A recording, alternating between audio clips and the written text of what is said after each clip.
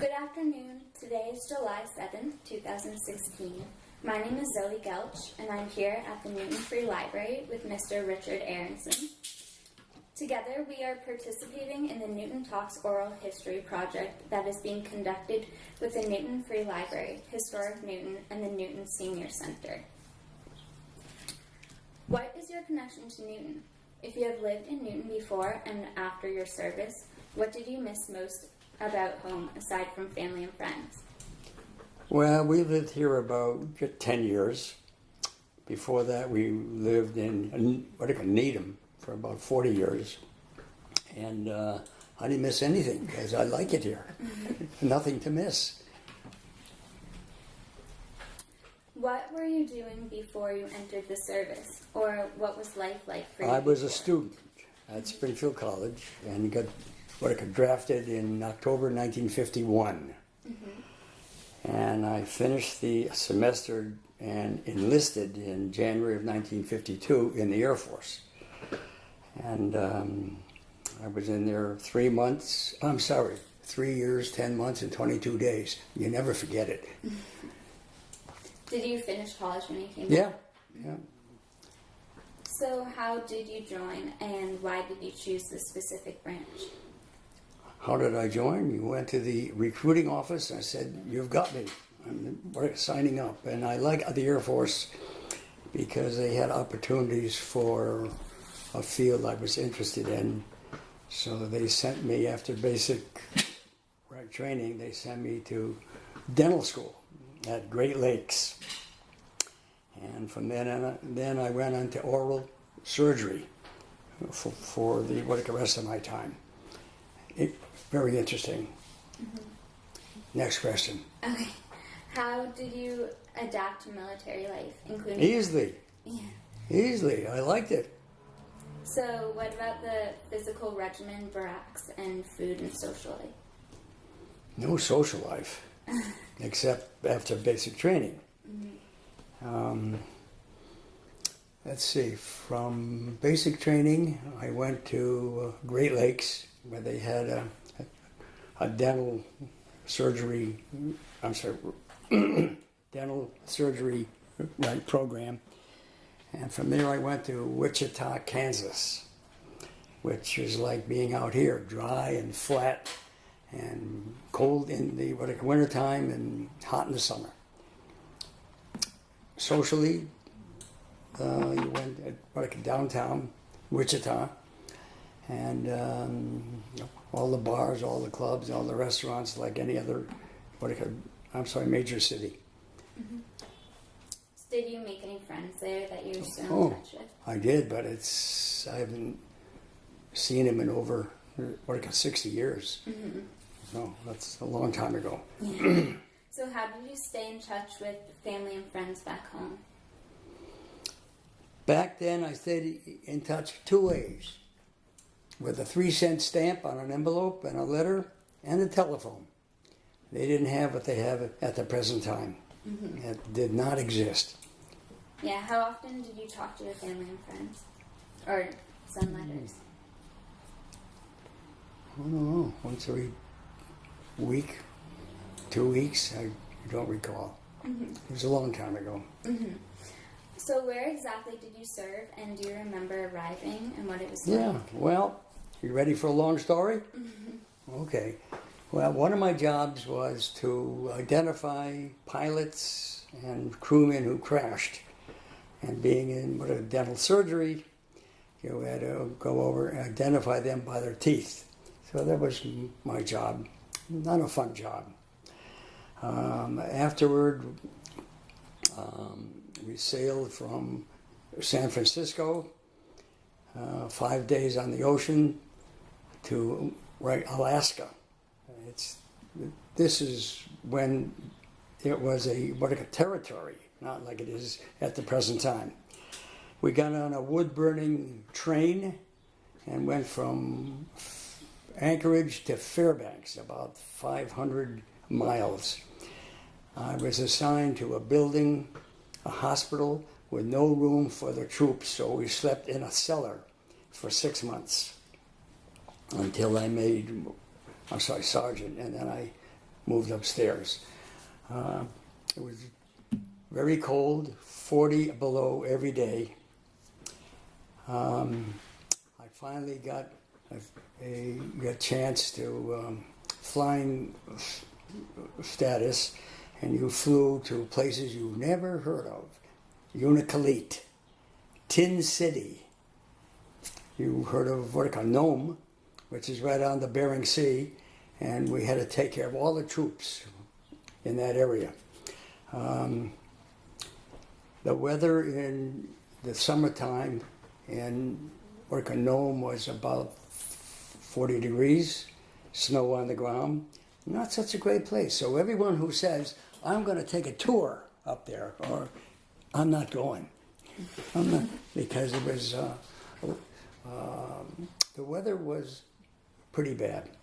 Pretty bad. Now they've got, Fairbanks is a major city, hotels, restaurant, bars, and clubs. When I was there wasn't very much to do. It was a boring existence, except when I was flying. And I'm trying to think of a lot of other things. I hope you edit this thing anyway. Trying to think what I did. That's it. We just, all the men, they worked all day, went to the bars at night, came back, same thing, 7 days a week. Mm-hmm. Nothing to do. What was your favorite part of that? No favorite part at all in being there. We went through 2 air raids, because one of the jobs of the Air Force at that time was to guard against Russian aircraft over Siberia. So they were always on the alert, and I was ready to take a plane ride to someplace, and the whistles went off, and I had to drop everything and run into the air raid shelters. They still had them because they were so close to Russia, and we were in the Korean War at the same time. And finally, December 1955, it was all over. Packed my bags, back to school. Mm-hmm. Like I never left. What are a few of your most memorable experiences? I told you one. Identifying pilots who went down by their teeth.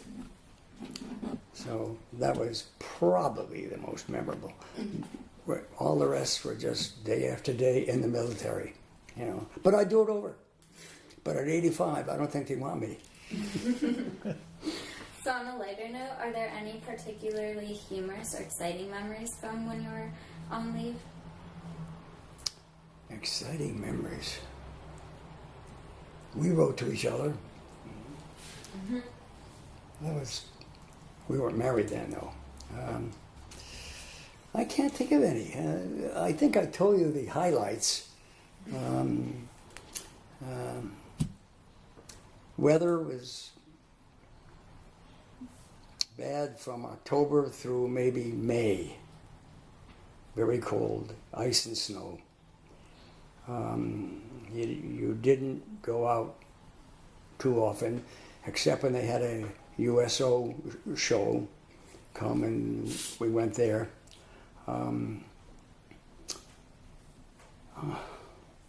I can't think of anything exciting, So do you recall the day that your service ended? Sure. December 15th, I think, 1955. And I flew from Fairbanks to McCord Field in Washington. And got off the plane, walked out, kissed the ground. I'm done. Grabbed the plane and back to Massachusetts. We're both from Springfield, so. What was the first thing you did when you came back? I went back to school. Okay. Immediately. Mm-hmm. Like nothing happened. Except I was 5 years older.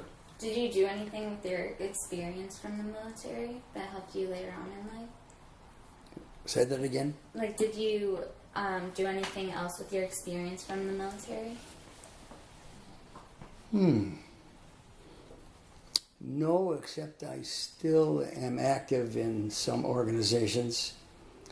The American Legion, the Korean War Veterans Association.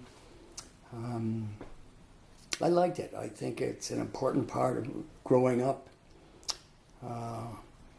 And I think it should be almost a requirement for young people, men and women, let them serve. I think it'll be and it's a learning experience, and one you'll take forever with you throughout life.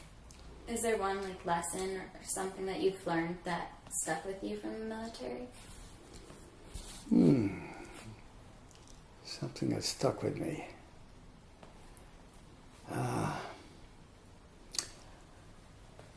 No, except I'm proud that I served. I've kept all my uniforms, got them all, hung them up. I even have my father's World War I jacket, which is a collector's item today. And he served, and we all served in World War II as well, except Vietnam. My sons are a little too young for Vietnam. Just 58, so you got to be about 62 or 3 now. So he missed it. Yeah. What was it like to return to civilian life? Well, I was glad I was out. The military wanted me to stay in and train for the 1956 Olympic Games. I'm a gymnast. So they wanted me to stay in, but I said, no, I had enough. I want to go back to school. And going back, before I got drafted, my grades were terrible as a sophomore and a freshman. I mean, really bad. I was lucky to get a D average. That's pretty bad, isn't it? Yes, it is. But after, I learned a lot. I grew up, in the service, and after that, my grades went sky high, right off the roof. So it took that time to grow in the service. And remember that I had various responsibilities. We got married in 1957, and that in itself was a milestone because I knew I had to provide for a family, which I did. So, but the service did teach you to follow orders, be independent as well, create certain facets of life that will carry you on forever, and I still have them. How did your service and experiences affect your life and your outlook on war and the military in general? Well, I've answered a lot of that with prior questions, but what was the statement about war? How did your service affect your outlook on war and the military in general? Well, war's no good. We all know that, But in some cases, and in that case, we had to go. And you go where the military tells you. For example, I volunteered for Korea in the summer of '53, but I waited, and the orders say, we need a medic in Alaska. Well, you want to go to Alaska? But I went anyway, because I had to go. Otherwise, I'd be in the guardhouse. I'd be in the jail, in the brig. And so you follow orders, and you learn that. And if you don't, you're out of the Army. What would you like people to know 100 years from now? 100 years. So that's a philosophical question. 100 years from now, I hope we're maintaining a lifestyle without war. But man has always been at each other from the beginning. Whether it's land, money, religion, power, they fight each other. I don't think that will be gone, but it will be reduced because of the threat of atomic warfare starting right now, because that will be the Armageddon. That'll be the end of it. We won't have to worry about my interview, will we? Because the building won't be here, and we don't want that to happen. And we need young folks like you two, everyone here, of course, me too, I'm still young, to prevent that from occurring, and hopefully it will come to pass. Done. Are you going to edit this? Oh, yeah? Yeah. So No? it looks like our time is just about up. What is one more thing that you would like people to know 100 years from now about your time in the service? I think I just answered that, though. Really. I think a couple of questions overlap, you know. Yeah. I ought to edit that one. All right. Oh, what about your children? Oh, No. 2 sons. Both live in Manhattan, where we'd like to go. And 5 grandchildren, all living in the same city. And we get to see them 5 times a year.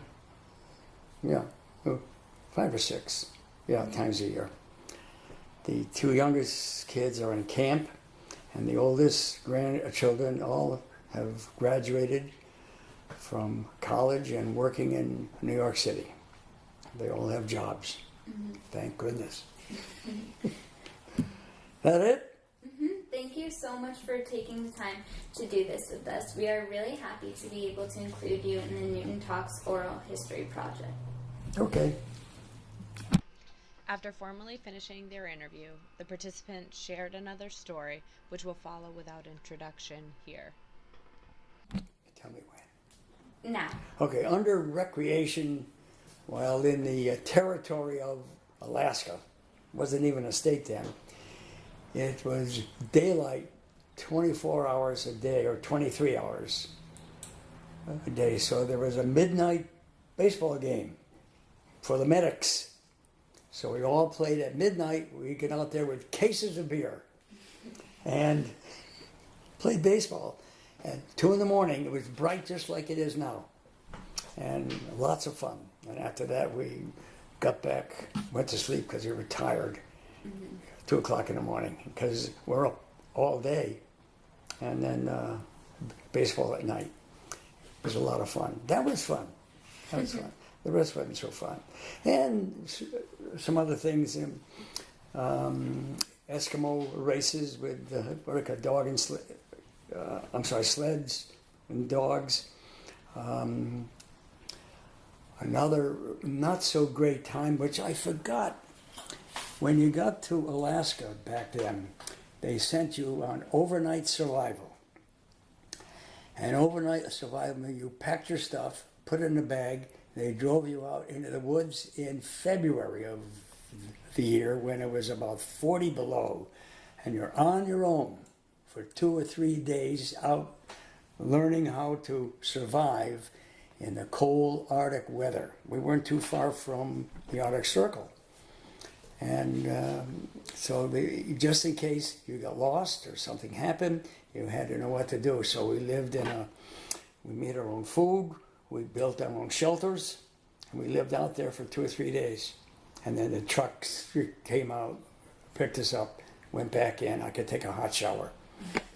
And eating, rations, K rations, C rations, and dry food, make your own fires. That was a lot of fun. I think you both would like that. All 3 of you. Okay, that was a good time. Okay. We don't like, we like to capture every good story. Toward the end of my tour, there was an air base nearby called Aronson. It was about 26 miles away, and planes flew in and out of there. One time, a plane hit the civilian quarters, went down, and they took all the people who got killed to my base to identify them, and then they stacked them outside because it was so cold in coffins outside of the hospital because they had no room to put all these people. And I came out and I walked right by them. I looked at them like nothing happened. I was used to it and went to the movies. Didn't pay any attention to them. And these people all got killed. What a shame. After we identified them, you know, they went outside. No morgue because they only had a small morgue. But they couldn't put all these people out there. So they had the coffins outside of the building because it was so cold. And then they moved them.